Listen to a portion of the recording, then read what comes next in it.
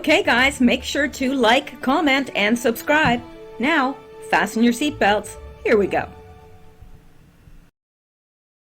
Okay guys, I'm back and this is video number 2 for December the 8th, Sunday, and it's now 11:02 p.m. Eastern Time. So we are going to jump right into the news, picking up right from where we left off, and let's go there now. All right, so we are just going to pick up. I had several things to cover tonight. I didn't get to all of them in the first video, so I'm going to do another one and try to cover a little bit more of this. All right, and the first thing we're going to look at is this. This has been buried since 2014, and I think it's interesting. I think you'll find it interesting as well. This is coverage of Ukraine and Joe and Hunter Biden from 2014. Very interesting. So let's turn this up, and it's only 1 minute and 45 seconds, so we'll listen to it in its entirety. It's breaking the set. So amidst this whole crisis in Ukraine, it seems that no country has been more supportive of regime change than the U.S. But according to U.S. officials, their support of the revolution and interim government has nothing to do with imperialism, resource grabs, or Kiev's new willingness to accept IMF loans. Yes, I'm sure that Obama, Vice President Biden, and Secretary Kerry are all motivated by pure altruism. In fact, take a look at Biden reiterating the West's commitment to the country. It is not just a foreign policy judgment. It is a personal, it's an emotional commitment as well. Oh, he's so excited to deliver democracy to the Ukrainian people that he's moved beyond foreign policy interests. How noble. Turns out Joe Biden is so personally invested in the development that he's sacrificing his youngest son, Hunter, to sit on the board of directors of Ukraine's premier oil company, Burisma Holdings. And even though it seems that the story is obviously exposing DC's agenda and establishing an economic partner and resource beneficiary, apparently the State Department isn't worried at all about how this will be perceived. I'm wondering if there are concerns from this building about the perception about how the Russians and or the Ukrainians would perceive the involvement of a son of the Vice President of the United States, especially given the situation. No, there are not. Huh. I guess it turns out that blatant corruption isn't something to be ashamed of anymore. So if you're sick of empires using democracy as a smokescreen to grab resources while throwing self-determination under the bus, then join me and let's break the set. Well, that was very interesting, because you sure wouldn't hear something like that today, would you? Definitely not, because they're so committed to whatever the Democrats have to say and whatever they're being told to say. They don't care about reporting the real news or reporting real corruption. They don't care about doing the job of a real journalist. So I thought that was very, very interesting. All right, let's go back now, because we've got more interesting things. Of course we do. I wouldn't bring you crap. That wouldn't be nice. All right, and please share this information. So many have no other way of becoming informed, and isn't that true? Now, this is very revealing as well, and this is 1 minute and 48 seconds long, so we're going to play it in its entirety. So let's listen to this. This is the ITNJ Judicial Commission of Inquiry into Human Trafficking and Child Sex Abuse. And let me tell you, this chief counsel, Robert David, I can't read his last name here, but he tells it like it is. So let's listen. I'm absolutely outraged by what we're allowing to happen. Robert David Steele. Humanity is judged on how you treat the weakest member of the society. Let me say that although pedophilia, which says child love, has nothing to do with the abuse of children, these children are not just kidnapped and in some cases bred by families as a cash crop. We have people in the United States of America that breed children in order to sell them. And when they are sold, they come without birth certificates, which means it's easier to kill them. and have no one ask where they are. We're also importing children by the plane load. Again, children who have no documentation. It's not just child slavery or child sex abuse. It's also child torture, because you have adrenalized blood. You have the whole blood drinking ceremony of the satanic world. It's also the use of children for harvesting body organs. We'll have the Falun Gong testimony tomorrow. One of the reasons that the Falun Gong are so popular is because they're so healthy, so that you can harvest their body organs and get the very best. And then you have ritual ceremonies and ritual murder, as well as incidental murder. But I know the system. I've been a spy all over the world. I have created the Marine Corps Intelligence Command. I have trained intelligence and law enforcement representatives, over 8,000 of them from across 66 countries. They are all, without exception, good people trapped in a bad system. So it's interesting because not very often do we get the unadulterated truth, just the way it is, plain. And that's what I appreciated about this particular clip, is because they're giving you the truth the way it is. And, you know, he's saying it to, you know, a group of professionals, and they're not even batting an eye. Whereas if you tell that to your friends and neighbors, they're going to want to lock you up. So that is why I appreciate this, because really it is what's happening. And you know something, sometimes the hardest thing to believe is the truth. That is very true, because truth truly is stranger than fiction, especially in these situations, because we like to think that human beings are not capable of this, but they are, unfortunately. All right, let's go back now and get into the next one. Can't remember what this is, but it's got to be something good. I wouldn't bring you, you know. Okay. Oh, yes. Okay.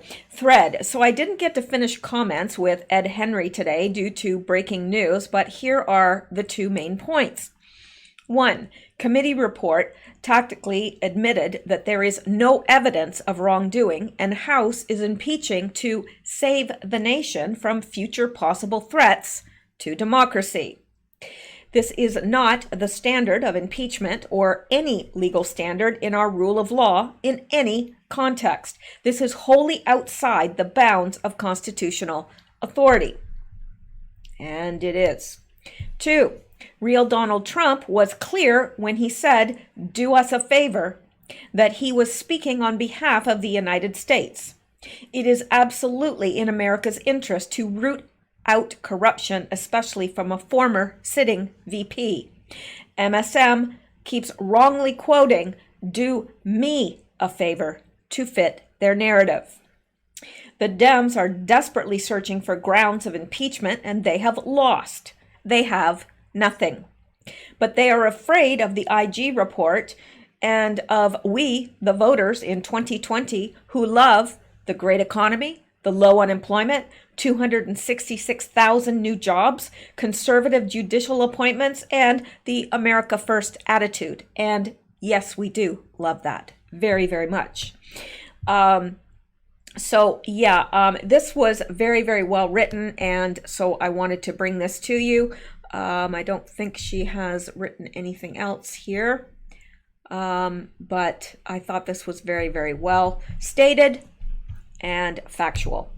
All right, let's go back now and let's look at this.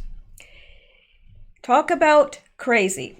Al Green. Impeachment must address the original sin of slavery. Trump used racism as a weapon. But you know what? I bet you if they asked Al Green if he could give a couple of examples of that racism, he wouldn't be able to. None of them are able to, because Trump's not a racist. You can fault him on some things, but not on that. All right, so on Saturday's broadcast of MSNBC's Weekends, Representative Al Green said the issue of slavery and racism needs to be addressed in the impeachment of President Donald Trump. When asked about impeachment articles, Green said, "I believe that the American people understand that this is something we must do at this point. I don't speak for all American people. About a majority seem to think so. And I think that we're moving forward in a very cautious and prudent way, which is what is expected. But I also think that if we don't include some of the things that are important to people of color, then I think that our business won't be finished. I do believe, ma'am, that we have to deal with the original sin. We have to deal with slavery. Slavery was the thing that put all of what President Trump has done lately into motion." Okay. I wonder what he has been sniffing or snorting or shooting or smoking.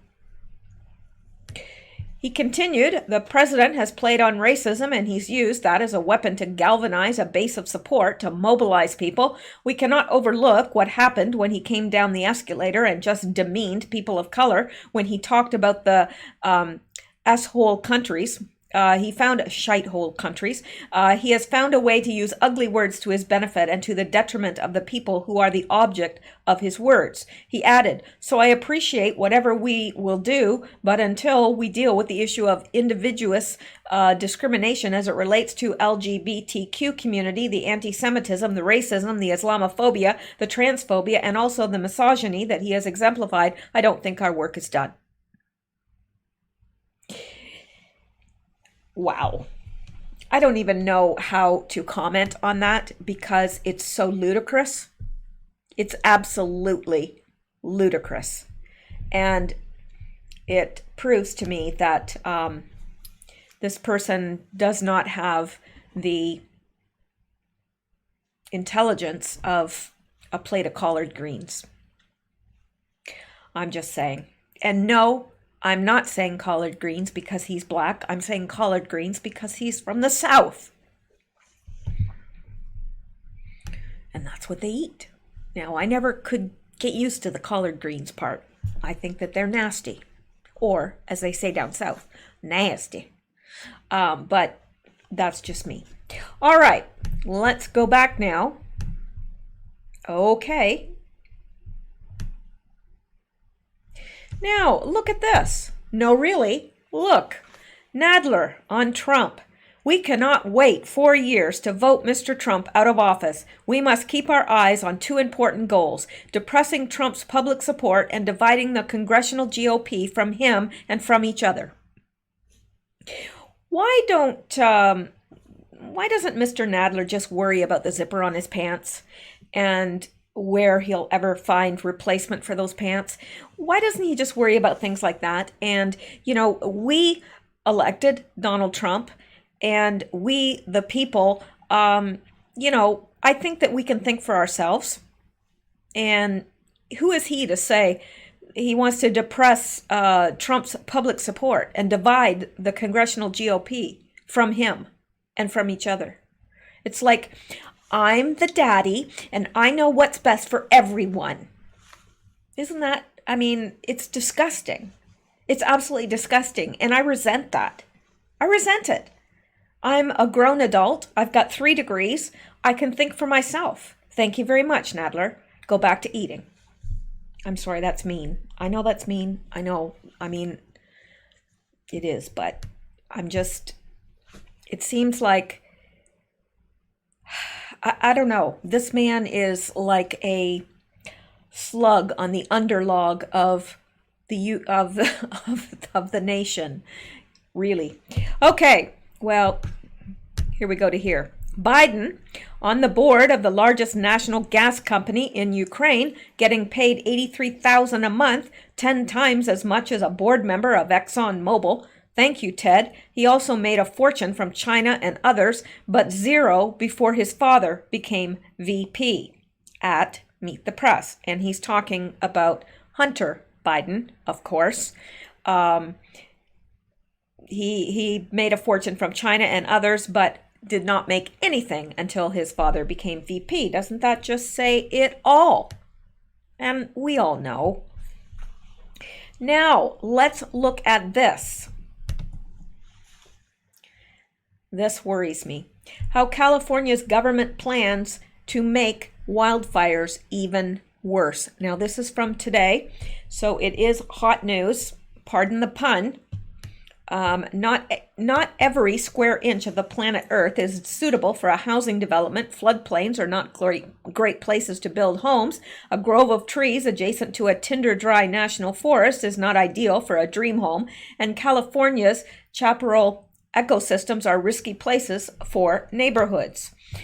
This is nothing new. While people, many Americans who live back east, may imagine that something must be deeply wrong when they hear about the fires out west, the fact is things are different in North America west of the 100th meridian. The West is more prone to extreme temperatures, 100-year droughts, and fires in the wilderness. Many of these ecosystems evolved with this fire risk. Efforts to blame them primarily on climate change ignore the long-standing reality. The Sacramento Bee notes, for example, it's also not enough to blame the growing devastation of recent wildfires solely on climate change, researchers said. While drier, warmer conditions have lengthened the fire season and likely increased the severity of the blazes, wildfires are only destroying more homes today than decades before because of rapid growth in rural areas.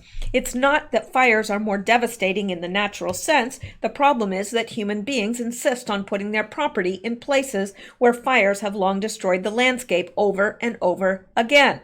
The Bee continues, the fires aren't getting closer to us, we're getting closer to the fires. We're seeing wildfires that have always been a part of the landscape that are now interacting more and more with us. Strader studied wildfire history in the western United States going back 3 decades, then mapped population growth in areas where fire activity had ranged from medium to very high.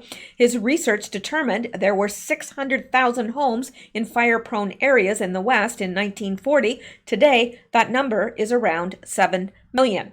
So why do people keep building homes in these places? Part of it is national population's growth, of course, but the manner and rapidity with which this development expands out into the fringes of metro areas is also partly due to government policy and infrastructure. In an unhampered market, it would be very expensive to extend a new neighborhood out into even further out regions near metro areas. In order to reach these places, housing developers would need to find a way to finance both the new housing construction and the roads that give access to them. Certainly, developers often provide part of the funding through development fees demanded by governments, but these roads are often also subsidized by state and local governments, especially in the form of ongoing maintenance. Once a road to a new semi-rural community is built, governments will often maintain it while spreading the cost across all the jurisdiction's taxpayers. The system of subsidy allows more rapid and more dispersed development. Unsubsidized roads could tend to force more close-in and more dense development. The federal development also subsidizes the construction of larger and more sprawling residential property through the FHA insurance programs and government-sponsored enterprises like Fannie Mae. By purchasing home loans on the secondary market, the GSEs push more liquidity into the home loan market, making loans cheaper and pushing up demand for larger, sprawling developments. Many conservatives often speak of density in residential and commercial development as if it were some kind of left-wing conspiracy. It is assumed that few people would opt for density were not left-wing urban planners to force it on everyone, but the reality is that in an unhampered market, density levels would be higher than they are now because a sprawl would be, all else remaining equal, much more costly to consumers than it is now the case.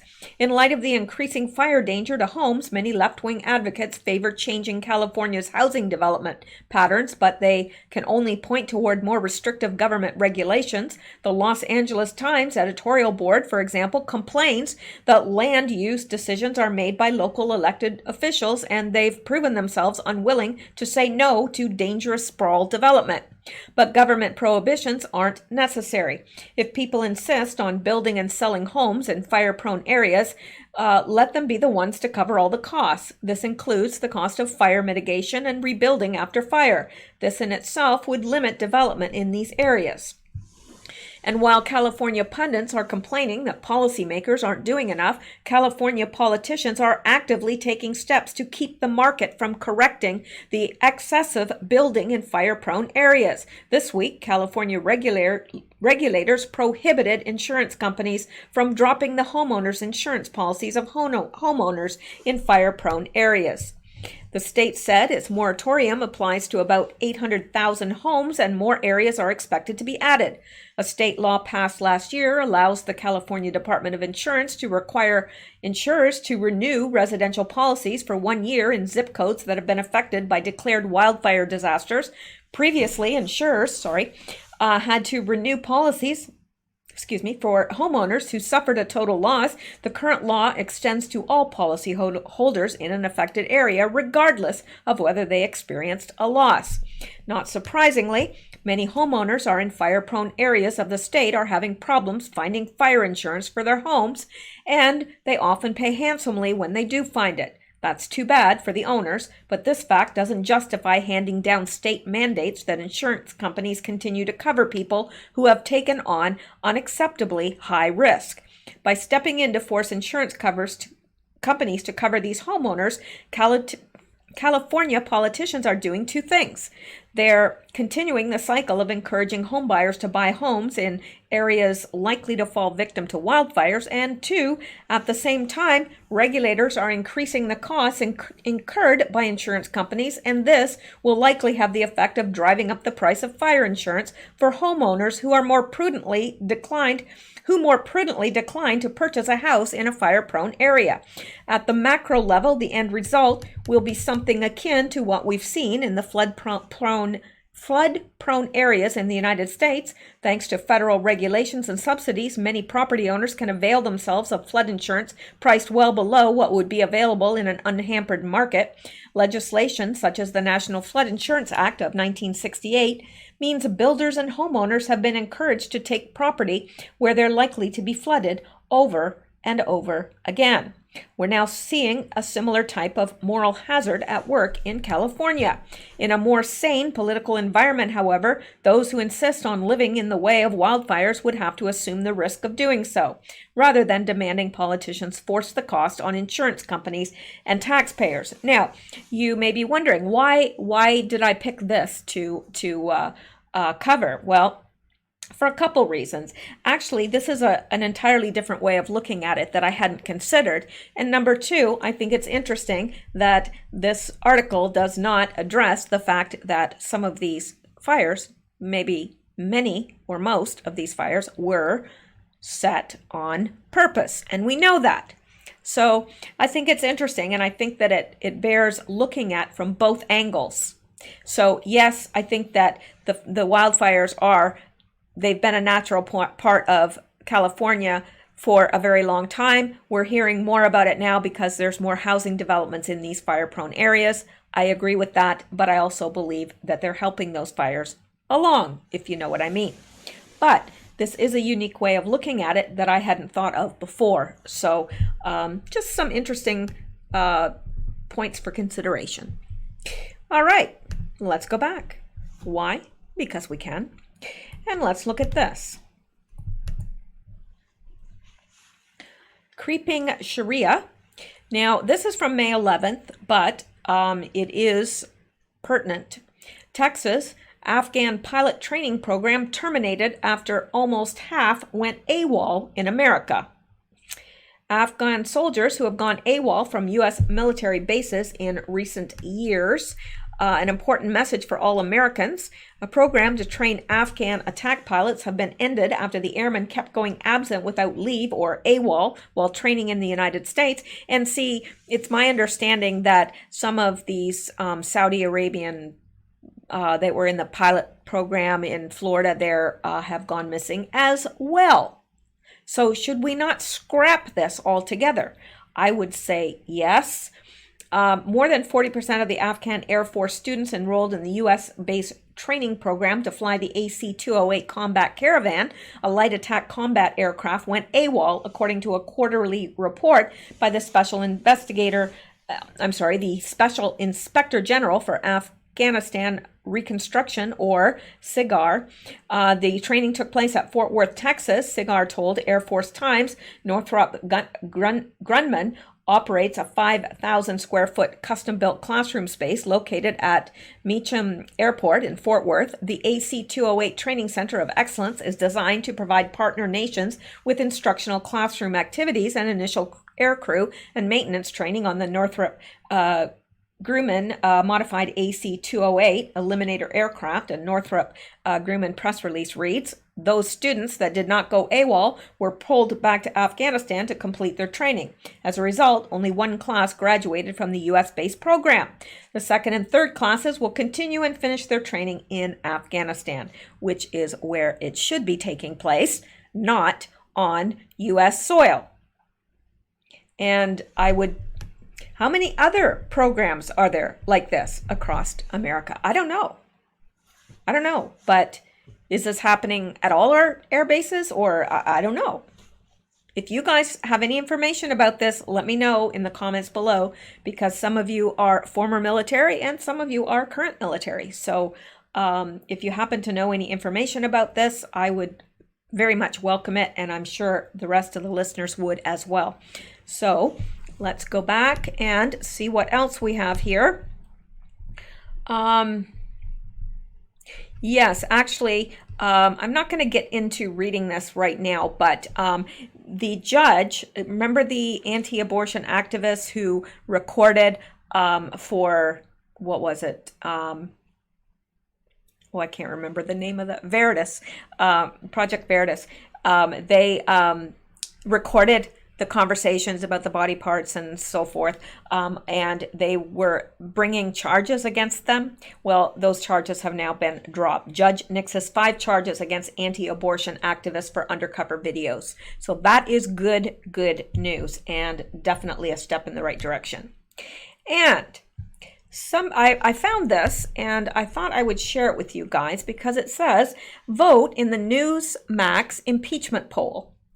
And Newsmax TV, should President Trump be impeached and removed? Respond with yes or no. Newsmax TV, welcome. Message and data rates may apply. Okay, whatever. This is, if you're interested in this, text GROW to 95577 to vote in the Newsmax TV poll on whether President Trump should or should not be impeached. It will ask you to then text yes or no. Hopefully, you're going to text no, he shouldn't be impeached. But if you are interested in doing that, probably the more people that do it, the better, because especially I know that the listeners here are all for Trump. So yeah, anyway, it would text GROW to 95577, and then you will be asked to text yes or no. All right, now I think, yes, did you hear that Wausau, Wisconsin outlaws throwing snowballs in the interest of public safety? I'd like to see them try to do that in Canada. Wouldn't work. No, it wouldn't work at all. Yeah, we like throwing snowballs up here. Lots and lots of them. Yep, I've got some scars to prove it. Okay, now, let's see here. I think you've probably heard this. This is new as of today, I do believe. Omar Navarro, yes, it's hot and fresh news, just like the Krispy Kreme donuts. Omar Navarro arrested for extortion, stalking, criminal threats of GOP congressional candidate. Wow. We are sad to report that congressional candidate Omar Navarro was arrested late last night in San Francisco on extortion, stalking, making criminal threats, and disobeying a court-issued domestic relations order preventing him from further contact with Pelosi challenger Deanna Lorraine.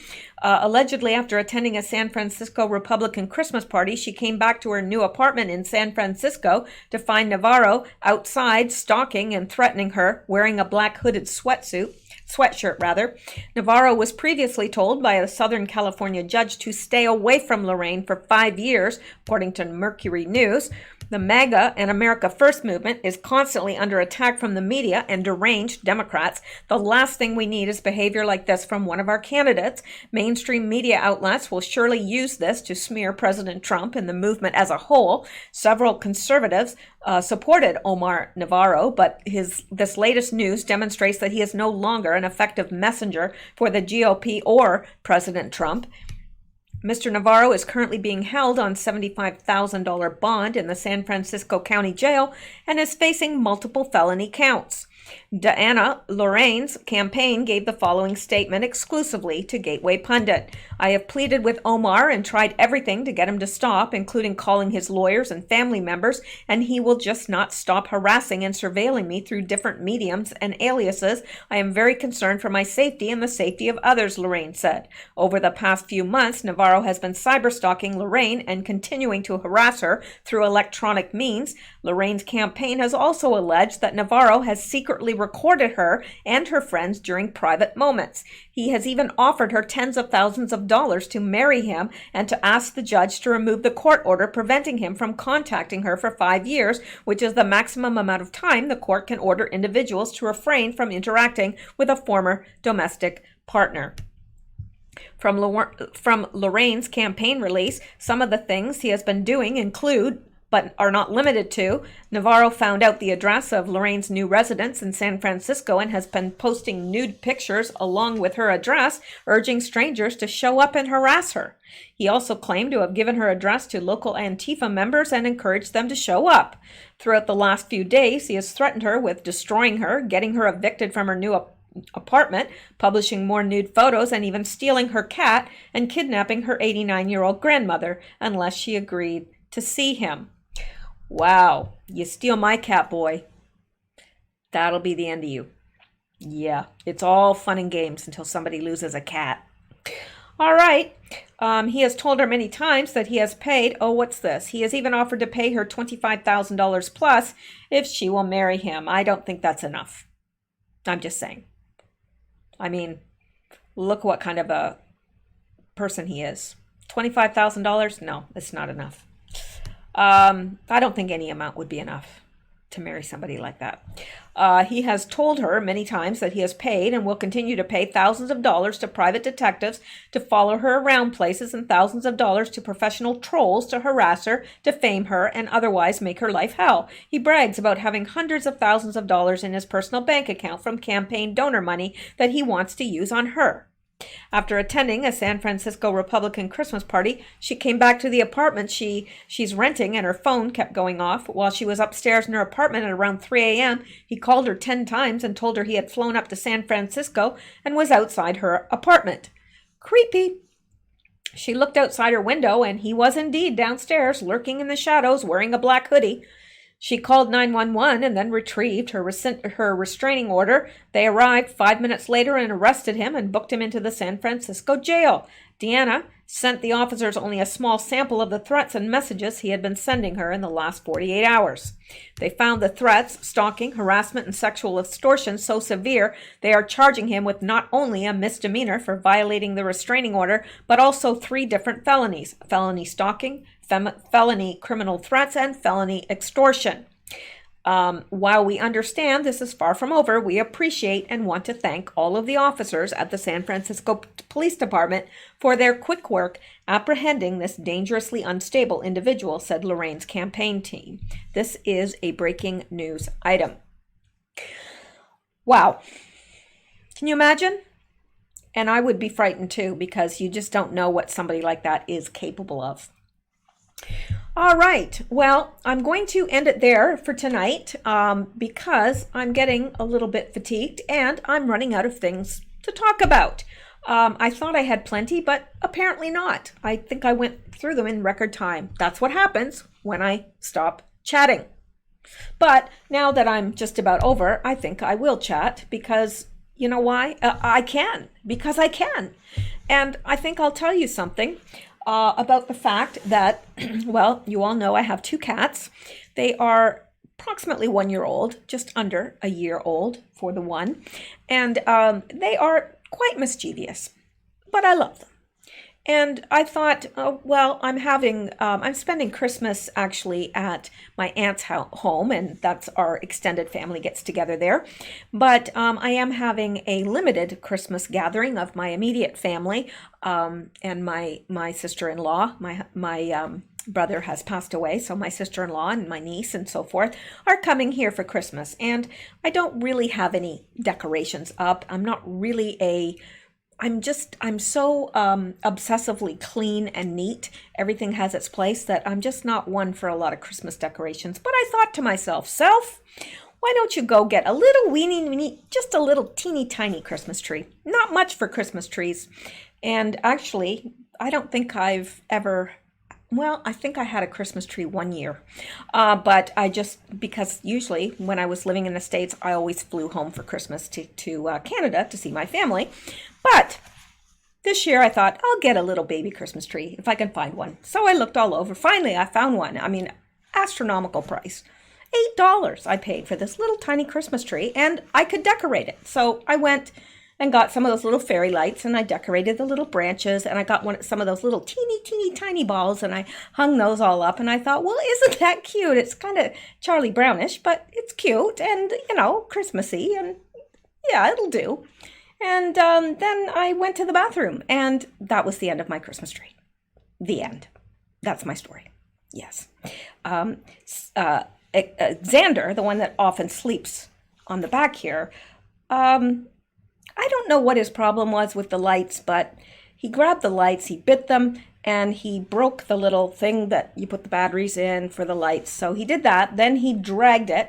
Somehow he got himself all caught up in the lights and dragged the Christmas tree back and forth everywhere, spreading little bits of broken balls and tree, the green stuff. It was a fake tree, but yeah, it's dead. It's deader than it was before I bought it. So yeah, that's my story. That's my story, and I'm sticking to it, and I'm not getting another Christmas tree, and you can't make me.